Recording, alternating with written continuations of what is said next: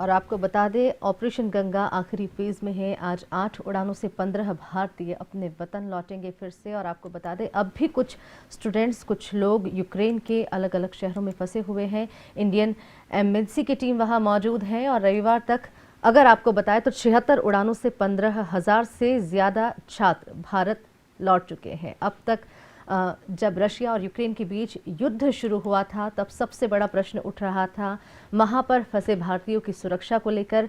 अब जब सुरक्षित वापसी हो रही है, उनकी वतन वापसी हो रही है, तो एक बड़ा प्रश्न उठ रहा है क्योंकि काफ़ी सारे जो बच्चे हैं भारत से वहां पर मेडिकल की पढ़ाई के लिए गए हुए थे।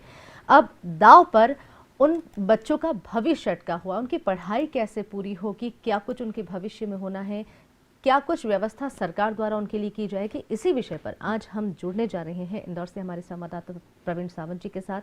उनके साथ मौजूद रहेंगे यूक्रेन से लौटे मेडिकल की पढ़ाई करने वाले छात्र। क्या कुछ उनकी समस्याएं अब उन्हें आने वाले समय में फेस करना पड़ सकती है, इस विषय पर ज्यादा जानकारी के लिए सीधे लिए चलते हैं आपको उन्हीं के पास। प्रवीण जी, स्वागत है आपका। जानना चाहेंगे आपसे, बच्चे जब यहाँ पहुँच चुके हैं किस तरह का उनका अनुभव रहा है। सबसे पहली बात तो यही है कि किस तरीके से वो लौटे, कि क्या क्या परेशानियों का उन्हें सामना करना पड़ा। प्रवीण जी।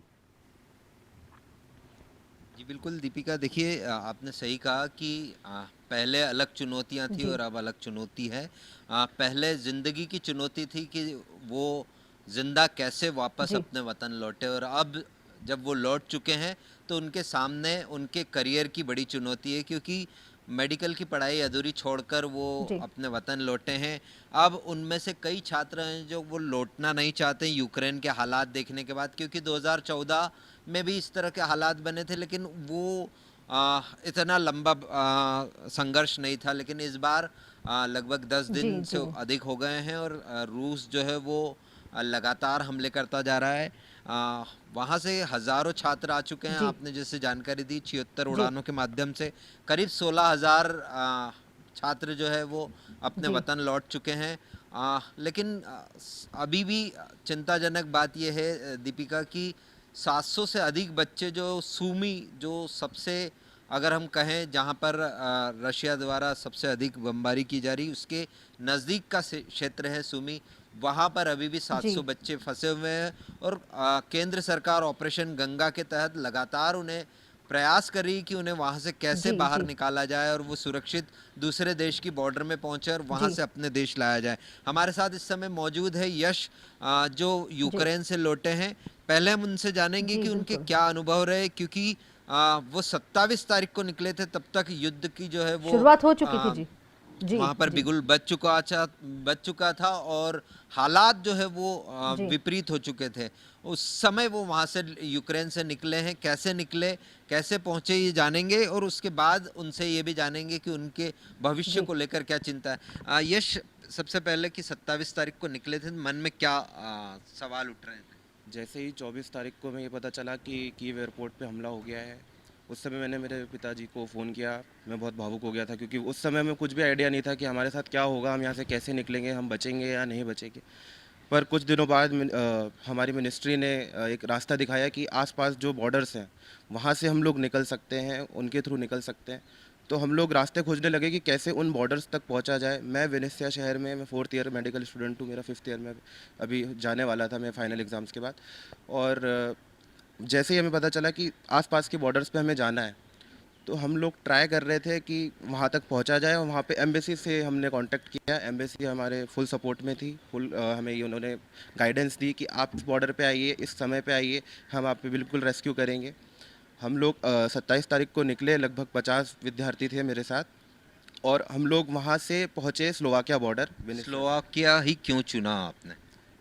जिस समय हम लोगों को निकलने का बोला गया, उस समय रोमानिया, पोलैंड की हालत बहुत गंभीर थी।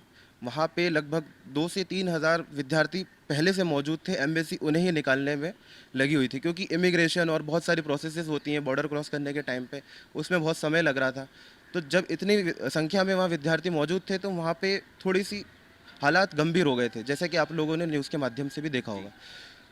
तो जैसे ही हमें पता चला कि स्लोवाकिया बॉर्डर अभी खुली है, तो हम लोगों ने वहाँ किया ट्राई कि जल्द से जल्द वहाँ पहुँचा जाए, और एम्बेसी से कांटेक्ट किया कि हम 50 विद्यार्थी बस के माध्यम से वहाँ बॉर्डर पे आ रहे हैं, जी और जो भी हर संभव मदद है आप हमें प्लीज़ कीजिए बॉर्डर क्रॉस करने में।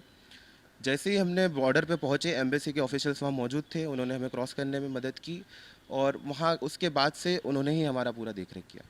यश, कितना चैलेंजिंग था इस वहाँ से निकल के, अपने हॉस्टल से निकल के बॉर्डर क्रॉस करना? ये तो आपकी मैं आपकी इसलिए पूछ रहा हूँ, और लोगों की भी जानना चाहता हूँ, क्योंकि कीव जहाँ सबसे पहले हमला हुआ, राजधानी है, खार्किव है, यहाँ सबसे अधिक हमले हुए, तो वहाँ के छात्रों की क्या स्थिति रही? वहाँ के छात्र लगातार फंसे हुए थे बंकरों में, क्योंकि वहाँ से निकलना संभव नहीं था। लगातार वहाँ पे बॉम्बिंग हो रही थी, शेलिंग हो रही थी रशिया द्वारा। बिल्कुल टाइम का स्लॉट नहीं मिल रहा था कि वहाँ से कैसे निकले, क्योंकि अगर निकलते और अगर कहीं हादसा हो जाता तो बहुत भारी नुकसान होता हमारे विद्यार्थियों का। तो भारत सर विद्यार्थी का हुआ भी। एक विद्यार्थी हमने हमारा एक साथी खो भी दिया है, जो कि खाना लेने गए थे। वो मतलब सुबह सुबह निकले थे खाना लेने और रशिया द्वारा एक बॉम्ब का वो शिकार हो गए। और जैसा कि भारत सरकार इसलिए उन्हें यही सजेस्ट कर रही थी कि आप ज़्यादा से ज़्यादा अंदर रहें, बंकर्स में रहें। जैसे ही कुछ पॉसिबल होता है हम आपको रीच आउट करेंगे।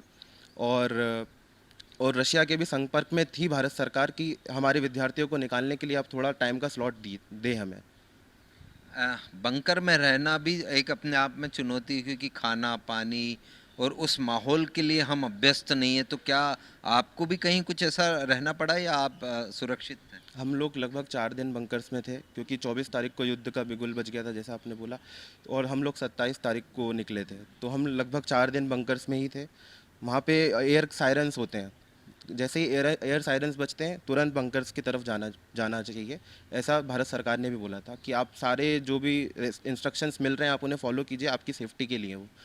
तो हम लोग लगभग 4 दिन बंकर्स में थे। हम प्रवीण लोग जी, खाना पानी सब लेके अंदर गए थे। कुछ कुछ समय के लिए हमें बाहर आने का मौका मिलता था, जी। तो उस समय में हम जो भी दिनचर्या होती है वो सब करके वापस से बंकर्स में चले जाते थे। और बहुत ही चैलेंजिंग था बंकर्स में, क्योंकि अंदर -2 का टेम्परेचर था, वो अंडरग्राउंड होता है और यूक्रेन जो है वो पहले से वहाँ पे बहुत प्रवीण ठंड जी, होती है। तो बहुत ही चैलेंजिंग था वो टाइम। और बहुत डर भी था मन में कि कभी भी अगर कुछ हो जाता है तो हम अगर इसमें अंदर फंस गए तो आगे क्या होगा, आगे की क्या। अंदर नेटवर्क्स भी नहीं आते हैं, हमने घर पे बोल दिया था। घर वाले भी बहुत चिंतित थे कि अंदर नेटवर्क नहीं है, बात नहीं हो रही थी, सब बहुत चिंतित थे। मेरे पिताजी की तबीयत भी ख़राब हो गई थी इस बीच में, क्योंकि टेंशन में आ गए थे वो, बीपी बहुत उनका लो हो गया था। जी, जी, दीपिका कुछ जी। जानना चाहती जी, जिस दीपिका जी। तरीके से बताया जा रहा है, भारतीय एम्बेसी द्वारा इन्हें लगातार इंस्ट्रक्शन दिए जा रहे थे, पूरा सहयोग जो है भारतीय सरकार ने कहा। किस तरीके की भूमिका यश से अगर हम पूछना चाहे, भारतीय एम्बेसी की वो मानते हैं, भारतीय केंद्र सरकार की वो मानते हैं, जिस तरीके से, और जो दूसरे राष्ट्र के जो बच्चे थे, दूसरे देशों के जो बच्चे थे, उनके मुकाबले भारतीय बच्चों को बहुत आसानी से, चुनौतीपूर्ण जरूर रहा, लेकिन जो प्रायोरिटी, जो प्राथमिकता भारतीय छात्रों को मिली है, भारतीय जी, नागरिकों को मिली है, वैसे दूसरे देशों के बच्चों को नहीं मिल पाई है। उसको लेकर यश क्या कहना चाहेंगे? जी, बिल्कुल दीपिका ने सही सवाल किया है कि ऑपरेशन गंगा के तहत भारतीय केंद्र सरकार, भारतीय दूतावास, इन्होंने हमारे भारतीय छात्रों के लिए तो काफ़ी कुछ किया। क्या जो दूसरे देशों के छात्र थे उनको लेकर भी उनकी सरकारें इतनी सतर्क और सजग थी? सबसे ज़्यादा अगर हम ये कहना चाहूँ एक्टिव जो गवर्नमेंट थी वो भारत की ही सरकार थी। और मैं बहुत धन्यवाद भी देना चाहूँगा इस बात के लिए हमारे यशस्वी प्रधानमंत्री नरेंद्र मोदी जी को, कि उन्होंने जो प्रयत्न किए, प्रयास किए, आज उनके जो प्रयास है उनके कारण ही हमारे बच्चे जो हैं इतने सारे, वो इतने सुरक्षित भारत तक पहुंच पाए हैं। और बहुत सारे बच्चे उन्होंने जो इतने जल्दी इतने कम टाइम में रेस्क्यू करना, 20,000 लगभग विद्यार्थी हैं, बहुत बड़ा टास्क था ये। और सभी की सुरक्षा का भी ध्यान रखना था। तो हम लोग बहुत बहुत धन्यवाद देना चाहेंगे भारत सरकार को। मतलब दूसरे देशों के जो छात्र थे उनको उतनी जल्दी मदद नहीं मिली जितनी भारतीयों को मिली। जी, भारतीयों को बहुत प्रायोरिटी पे रखा जा रहा था हर जगह पे। और जैसा कि एम्बेसी जो है पूरे टाइम हमारे कांटेक्ट में थी, हमारे पल पल की खबर ले रही थी, हमारे घर वालों के कांटेक्ट में थे। राज्य सरकारें, जो राज्य सरकार से भी मेरे पिताजी को फ़ोन आ रहे थे कि आपका बच्चा वहाँ सकुशल है। और कहीं मतलब हमारे राज्य सरकार के मंत्री गण का भी फ़ोन आया था। जी। तो जब वहाँ से निकले, आप अपने खर्चे पर वहाँ से आए या भारत सरकार की ओर से? जी, पूरा खर्चा भारत सरकार ने उठाया है, बॉर्डर के उस पार का। जो भी फ्लाइट है यहाँ, मतलब एमपी तक का माननीय मुख्यमंत्री शिवराज सिंह चौहान जी ने दिल्ली से हमें इंदौर तक के लिए भी फ़्लाइट मुहैया कराई थी, और उन्होंने पूरा ध्यान रखा हमारी सेफ्टी का भी, और उन पल पल की खबर ले रहे थे। यश, ये तो हो गई कि ये ज़िंदगी की जंग थी, वो आप जीत कर बाहर आ गए और सकुशल अपने देश पर लौट गए।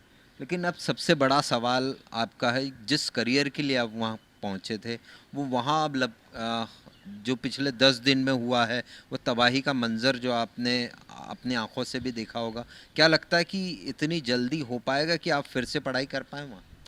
अभी कुछ भी पॉसिबल नहीं है वहाँ पे, क्योंकि उनका जो इंफ्रास्ट्रक्चर है वो इस हद तक बर्बाद हो चुका है कि उन्हें उठने में संवरने में कम से कम 5 से 6 वर्ष का समय लग सकता है। वो भी अभी पता नहीं है कि वो रशिया के पार्ट होगा कि यूक्रेन का पार्ट होगा। आप लोग भी देख रहे हैं कि डिस्ट्रक्शन का लेवल किस हद तक पहुंच गया है। तो हम सब अभी बहुत चिंतित हैं अपनी पढ़ाई को लेके कि हम आगे क्या करेंगे, क्योंकि हम सब मिडिल क्लास बच्चे हैं। हम यहाँ पढ़ नहीं पा रहे थे क्योंकि अफोर्ड नहीं कर पा रहे थे प्राइवेट कॉलेजेस को, इसलिए वहाँ हमने एडमिशन लिया था। और मेरे जो पिताजी, उन्होंने मुझे लोन लेके वहाँ पे भेजा था। तो मैं यही अब सरकार से हमारी विनती है, गुहार है कि अगर यहाँ पे हमें एडमिशन मिल सके, अगर प्राइवेट कॉलेज में भी अगर एडमिशन दे रहे हैं तो वहाँ जो फ़ीस लग रही थी उसी फीस में अगर यहाँ पे हमारी पढ़ाई हो पाए, हमारी ये विनती कि हम बिल्कुल उन्हें निराश नहीं करेंगे, हम बहुत मेहनत करेंगे और यहाँ के बच्चों से भी ज़्यादा हम प्रयास करेंगे कि मेहनत करें और उन्हें। लेकिन यश, ये कहा जाता है कि यूक्रेन इसलिए जाते हैं बच्चे कि यहाँ एडमिशन नहीं मिल पाता, इसलिए वहाँ पहुँच जाते हैं यूक्रेन में। जी ऐसा बिल्कुल नहीं है, मुझे भी यहाँ प्राइवेट कॉलेज में एडमिशन मिल रहा था, बट यहाँ फ़ीस का जो वो है, मिडिल क्लास लोग फ़ीस वहाँ पे यहाँ पे इतना अफोर्ड कर नहीं पाते। आपको भी पता है 12 लाख रुपए फ़ीस है यहाँ पे 1 साल की, और 5 साल की फ़ीस 80 लाख तक पहुँच जाती है। तो इतना हर कोई अफोर्ड नहीं कर पाता है, आम आदमी तो खासकर नहीं कर पाता है। इसलिए बच्चे यूक्रेन और अन्य देश, आप सिर्फ यूक्रेन में नहीं जाते, अन्य देशों में इसलिए जाते हैं क्योंकि उनका सपना जो है डॉक्टर बनने का, उन्हें वो भी पूरा करना है और कम से कम फीस लगे उसमें पूरा करना है, इसलिए वहाँ जाते हैं। ऐसा बिल्कुल भी नहीं है कि यहाँ एडमिशन नहीं मिल रहा है इसलिए जा रहे हैं।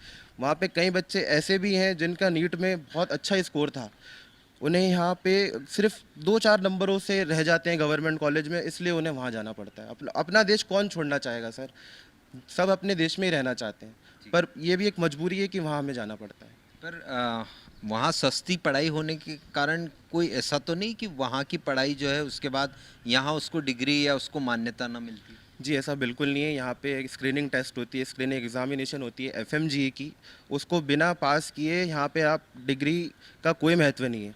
जब हम भारत वापस आते हैं, वहाँ से पढ़ के अधिकतम बच्चे वापस भारत आते हैं, एफएमजीए की एग्ज़ाम देते हैं, उसके बाद यहाँ पे प्रैक्टिस करते हैं, अपने देश की ही सेवा करते हैं।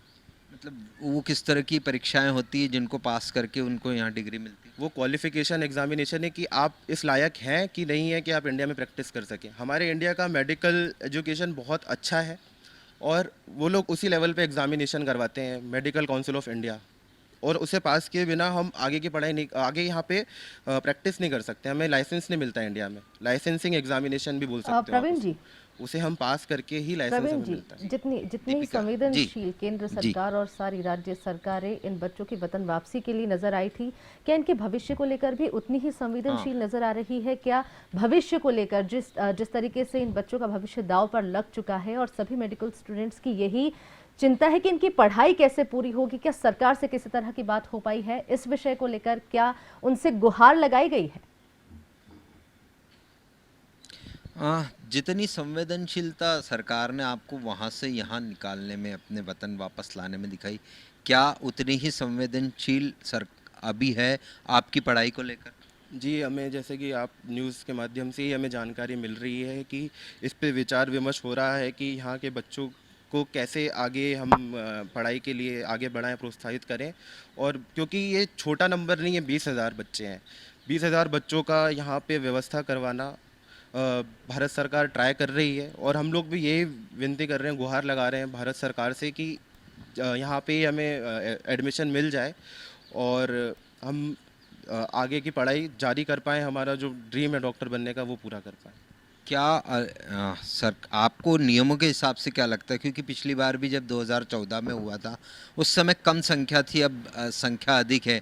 उस समय यूक्रेन ने अपने अलग अलग यूनिवर्सिटीज़ में बच्चों को अकोमोडेट कर लिया था, लेकिन अब हालात वहीं के ख़राब है। तो ऐसे में दूसरे राज्यों में भी इस तरह, दूसरे देशों में भी इस तरह की स्थिति बन सकती कि वहाँ भारतीय छात्रों को प्रवेश मिले। जी, अभी कुछ भी पॉसिबिलिटी हमें पता नहीं है। इस पे बिल्कुल डिस्कशंस चल रहे हैं, विचार विमर्श हो रहा है कि आगे क्या किया जाए। जी आगे क्या किया जाए, इस पे डिस्कशंस चल रहे हैं। जी और हम सब यही बार-बार मैं यही दोहराऊँगा कि भारत सरकार से यही विनती कर रहे हैं कि अब स्वदेश में ही हमें डिग्री मतलब कंप्लीट करें हम, प्रवीण और जी, यहीं पे हम प्रैक्टिस करें।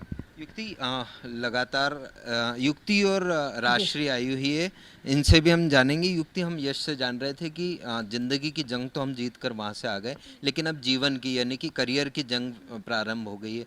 पढ़ाई को लेकर हमें बहुत चिंता है कि अब हमारी आगे कैसे होगी। आप क्या सोचते हैं? जी, पढ़ाई को लेके तो बहुत चिंता है, बिकॉज़ यूक्रेन में सारी यूनिवर्सिटीज़ में बॉम्ब ब्लास्टिंग हो चुकी है। और उसके बाद फिर अब क्या किया जाए, हमारा सेमेस्टर बैक भी लग सकता है, हमें कुछ नहीं पता है क्या होगा।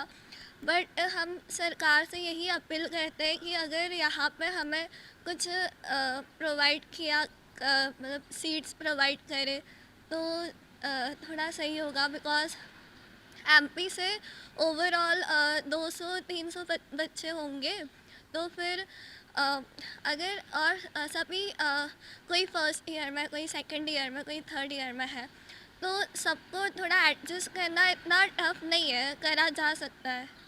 राशिद, क्या सोचते हैं आप, क्योंकि अब तो चिंता हमारे लिए पढ़ाई की हो गई, आधी पढ़ाई वहाँ है, यहाँ नहीं हो पाई, तो हमारा वो जो समय है, वो जो साल है, वो शायद बेकार हो जाए। शायद वही डर है हम ही सभी बच्चे को कि हम कुछ भी हमें बैक ना लगे और हम जहाँ छोड़ा था वहीं से हम शुरू करें, ताकि हमारा कुछ छूटे ना।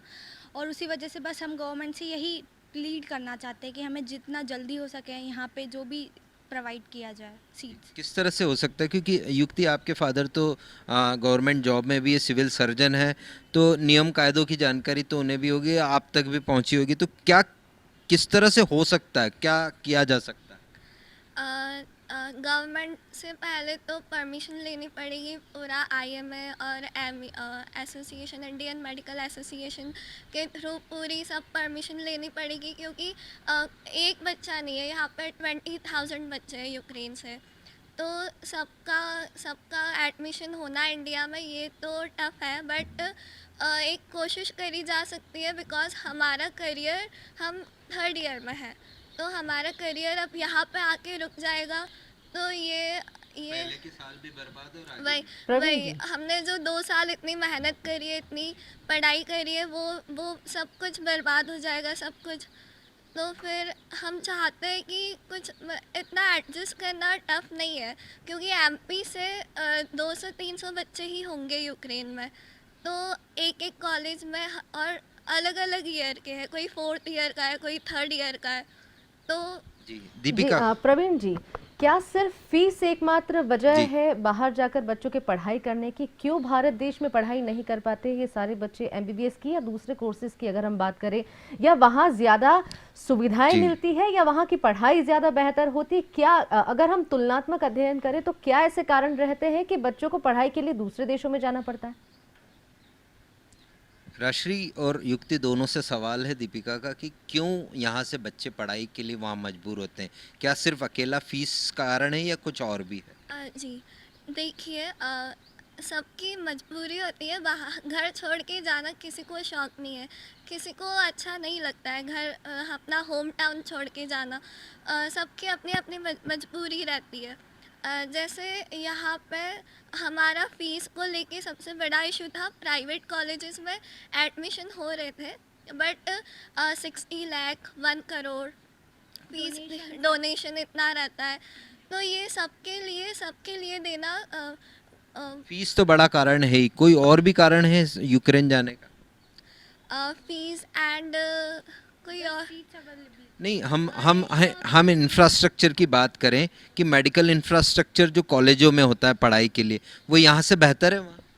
जी, बेहतर हम बोल सकते हैं, बट अगर हम सबसे पहले हमारी प्रायोरिटी हमारी कंट्री होती है। हम जितना चाहें हमारे घर वाले भी हमसे पास रहें, हम सब कुछ हम आस पास करें, तो हमारे लिए वो ज़्यादा बेटर है। ऐसा हम ये नहीं सोचेंगे कि हमें वहाँ सब कुछ इन्वायरमेंट अच्छा, हमारे जो आसपास हमें जो सुविधाएं मिलेगी, हम वो चीज़ पे फोकस करना चाहिए। ये सवाल आपसे भी है कि क्या सिर्फ अकेला पैसा है या वहाँ का इंफ्रास्ट्रक्चर भी यहाँ के छात्रों को आकर्षित करता है? एक तो सबसे बड़ा कारण ये है कि यहाँ सीट कम है।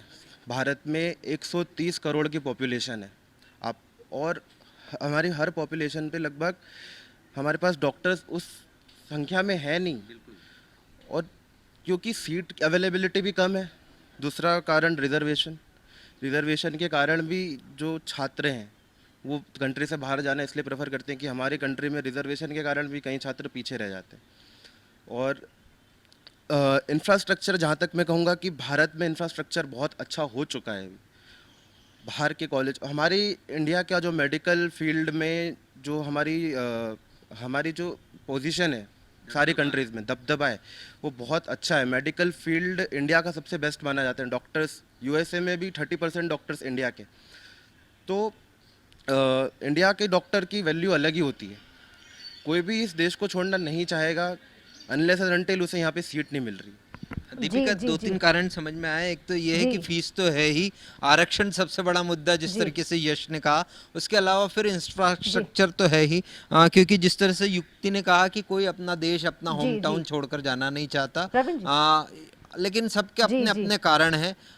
पर अभी चिंता इनके सामने सबसे बड़ी यही है कि केंद्र सरकार किस तरीके से, स्वास्थ्य मंत्रालय किस तरह से इन सभी 20 से 22 हजार बच्चे जी उनको जी डील कर प्रवीण जी, पाएगा। लेकिन एक प्रश्न यहाँ पर ये भी उठा है, अलग अलग जो कारण बताए गए हैं इन बच्चों जी। द्वारा वहां से लौटने के बाद, जिस तरह की उन्होंने जिस तरह जी। का माहौल वहां पर देखा है और जो यहाँ इन्हें समस्याएं आती है, जी। अगर बात करें सरकारी कॉलेज में दाखिल, क्योंकि संवेदनशीलता कहीं ना कहीं सरकार की यहाँ नजर तो आ रही है, लेकिन आगे जो रहा है वो आसान भी नजर नहीं आ रही है। अगर सरकारी कॉलेज में दाखिले की बात की जाती है तो जैसा यश ने बताया, आरक्षण एक बड़ा कारण है। योग्य छात्रों के साथ कई बार अन्याय यहाँ होता है।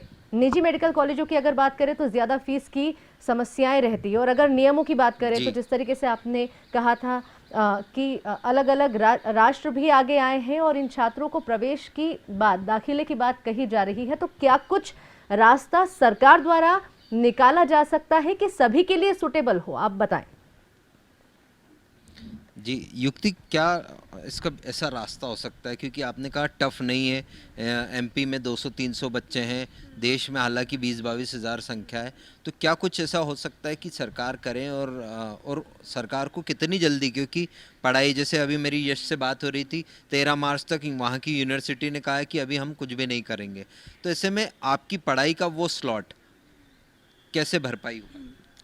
देखिए, अभी तो हमारी 12 मार्च तक मार्शल लॉ के तहत छुट्टियां लगी हुई है, तो उसके बाद अब शायद ऑनलाइन क्लासेस लगेगी। अब खारकीव और कीव की यूनिवर्सिटीज़ पे तो बॉम्ब ब्लास्टिंग हो चुकी है, तो वो सब पूरी ख़त्म हो चुकी है, तो शायद टीचर्स घर से पढ़ाएगी। तो ये सेमेस्टर पता नहीं, शायद ऑनलाइन होगा हमारा। हमें कुछ नहीं पता है क्या होगा, बिकॉज और 12 मार्च के बाद क्लासेस लगेगी या नहीं लगेगी, हमें ये अच्छा राशि, ऑनलाइन पढ़ाई में क्या, क्योंकि मेडिकल जैसी ऐसी फील्ड है जिसमें हम ऑनलाइन की जगह प्रैक्टिकल्स और इन सब पर भी डिपेंड रहते हैं, तो क्या ऑनलाइन पढ़ाई कारगर होगी? जी, ऑनलाइन ऑफलाइन का कंपैरिजन तो हो ही नहीं सकता ऑनलाइन से, बिकॉज मेडिकल में प्रैक्टिकल्स आर मस्ट।